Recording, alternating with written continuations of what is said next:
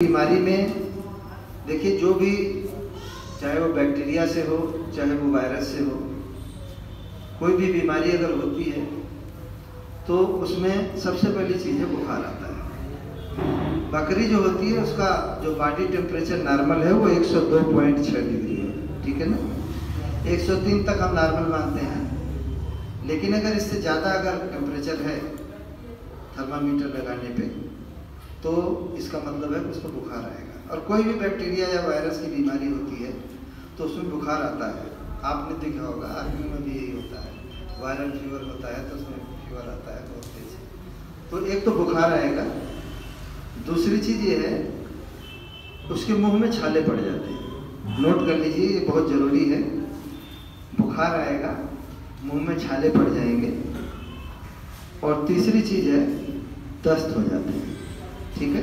Diarrhoea होगा, दस्त और निमोनिया के लक्षण आते हैं, ठीक है ना।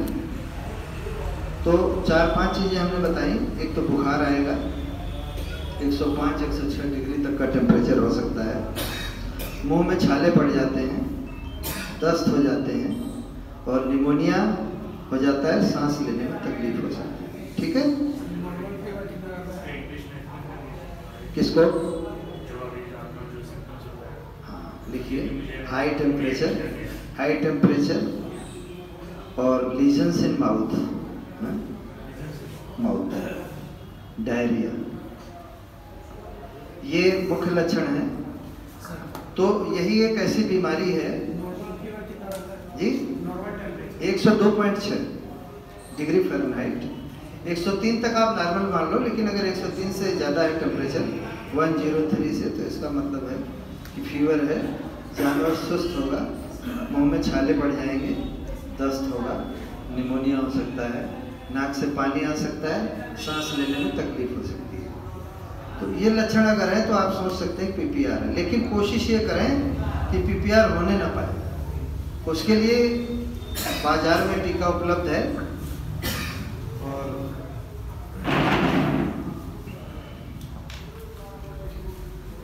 पीपीआर का टीका बाजार में उपलब्ध है। 2 कंपनियां बनाती हैं टीका, ठीक है ना फिलहाल। एक तो है IIL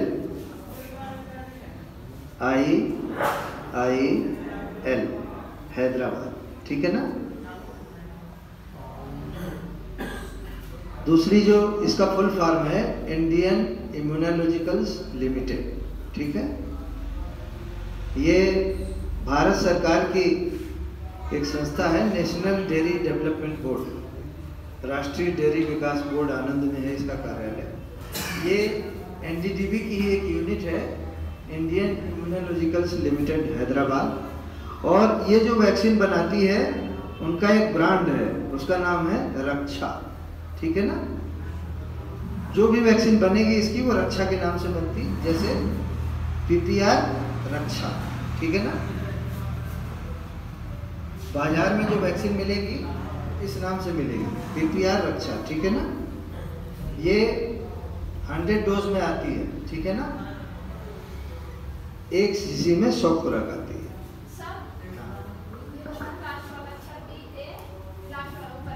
ये हैदराबाद में है ये कंपनी। सर नाम कंपनी है क्या? हाँ नहीं, हिंदी में नोट करो ना, बोल तो रहे भाई।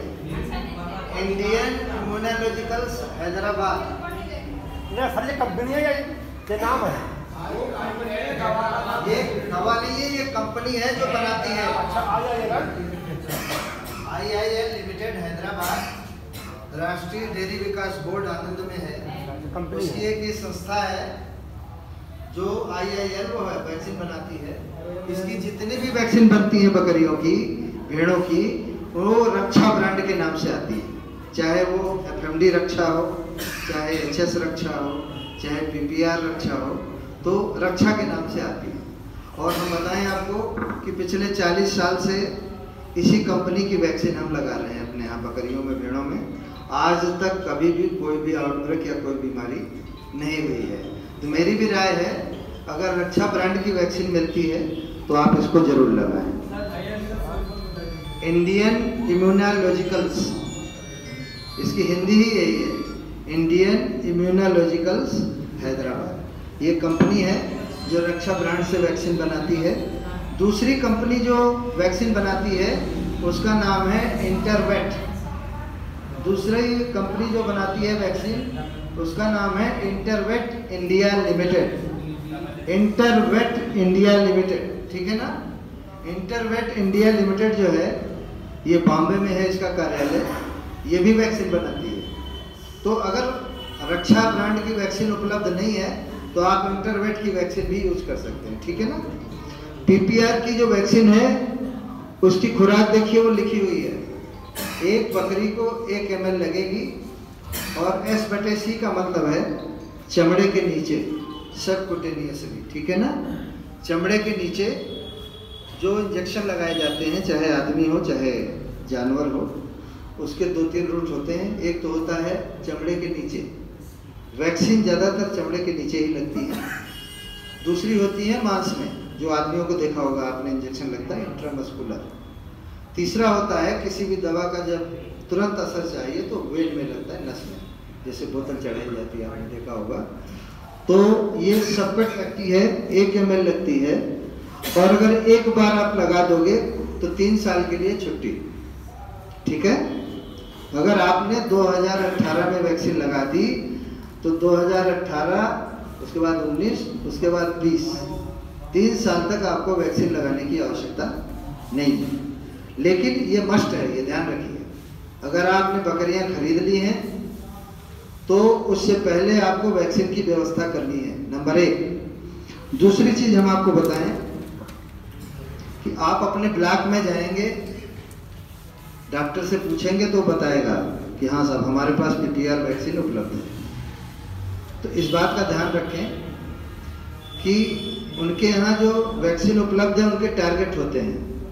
वेटनरी डॉक्टर हम भी हैं और वो लोग भी हैं, उनका एक टारगेट होता है कि हमको साहब साल में 1500 पीपीआर वैक्सीन लगानी है। फ्रिज में रखे रहते हैं। ब्लॉकों की हालत आपको पता है, या तो फ्रिज खराब होता है या तो बिजली नहीं आती, वो कभी नहीं बताएंगे। अगर वैक्सीन में कोल्ड चेन मेंटेन नहीं है तो वैक्सीन बेकार है। आप उनके भरोसे रहोगे, वैक्सीन लगा दोगे, फ्री की वैक्सीन मिलेगी और आप सोचोगे कि हमने वैक्सीनेशन कर दिया, लेकिन अल्टीमेटली वो वैक्सीन जो है काम नहीं करेगी। आप इस चीज़ को इंश्योर कर लें। अगर कोल्ड चेन मेंटेन है, बिजली वहाँ पे आती है, फ्रिज उनका ठीक है, तो आप वैक्सीन यूज करें, मैं मना नहीं करता हूँ। अन्यथा आप अपनी खुद व्यवस्था करें, ठीक है ना। वैक्सीन लाइए, लगा दीजिए, छुट्टी, ठीक है ना। वैक्सीन लाएंगे कैसे? कोई भी वैक्सीन अगर आप लेने जाते हैं, थर्मस अपने साथ ले जाएं, थर्मोकॉल, ठीक है ना। उसमें नीचे बर्फ, उसके ऊपर वैक्सीन, फिर उसके ऊपर बर्फ। इस तरह से आप ट्रांसपोर्ट करेंगे। हालांकि जहां वैक्सीन लेने आप जाएंगे वो दुकानदार ही आपको पैक करके दे देगा, कोई प्रॉब्लम नहीं है। और लाने के बाद पीपीआर की वैक्सीन जो होती है 2 टुकड़ों में आती है। एक छोटी सी शीशी आएगी, उसमें पाउडर होगा 100 डोज का, ठीक है ना। और उसका एक डाइल्यूटर आता है, एक तरह से आप ये कह लीजिए कि डिस्टिल वाटर या कुछ भी, वो 100 ml की शीशी आएगी, ठीक है ना। तो जब आपको ये छोटी वाली शीशी जो पाउडर की है वो फ्रिज में ऊपर रखी जाएगी, फ्रीजर में जहाँ बर्फ जमती है। और दूसरा वाला ये जो इसका लिक्विड है 100 ml का, ये नीचे रखा जाएगा, ठीक है ना। तो जब आपको वैक्सीन लगानी है, आप वैक्सीन उसी समय तैयार करेंगे और 2 घंटे के अंदर आपको लगा लेना है, ठीक है ना। आपने वैक्सीन इसमें से सिरिंज में से निकाला लिक्विड और इसमें डाल दिया, इसको घोल लिया, ठीक है ना। 2 ml 3 ml जितना उसमें आ जाए उसको घोल लीजिए। घोलने के बाद इसको इसमें मिला दीजिए, फिर एक बार इसमें से लिक्विड निकालिए, इसको मिलाइए और सारा पाउडर घोल के इसमें डाल दीजिए, ठीक है। घोल के बर्फ में रख दीजिए, थर्मस में, और लगाना शुरू करिए। 2 घंटे से ज़्यादा आप टाइम नहीं ले सकते लगाने में। इसको लगा दीजिए, जहाँ पर लगाइए वहाँ मालिश कर दीजिए। एक बात ध्यान रखिए कि 100 डोज वैक्सीन आपके पास है, जानवर आपके पास 30 है। तो 30 जानवरों को वैक्सीन लगाने के बाद वो 70 डोज जो है डिस्पोज हो जाएगी, उसको आप दोबारा यूज नहीं कर सकते, वो बेकार है। आप किसी को दे दें, किसी और को लगा दें, लेकिन आपके किसी काम की नहीं है। भाई कहीं पे परेशानी हो, समझ में ना आए तो पूछ लेना आप। सर वैक्सीन जो लगेगी वो चमड़े के नीचे लगेगी, वो बताया जाएगा आपको कैसे लगना है, वो प्रैक्टिकल सब बताएंगे। बता रहा हूँ ना, कोई भी वैक्सीन 3 महीने से कम उम्र के बच्चे को नहीं लगेगी। वैक्सीन हमेशा 3 महीने से ऊपर के जानवर को ही लगती है, ठीक है। हाँ बोलिए। हाँ देखिए, हाँ एक चीज और आपको बता दें कि कोई अगर आदमी ये कहता है, जैसे कोई ऑर्गेनाइजेशन से आप खरीद रहे हो, हमारे यहाँ से खरीद रहे हो, हमारे वो शेड्यूल देते हैं लिख के कि ये वैक्सीन इस तारीख को लगी है, ये वैक्सीन इस तारीख को लगी है, तो वो ड्यू डेट आप निकाल लो कि भाई 1 साल बाद लगेगी, 3 साल बाद लगेगी। लेकिन अगर आप कंफर्म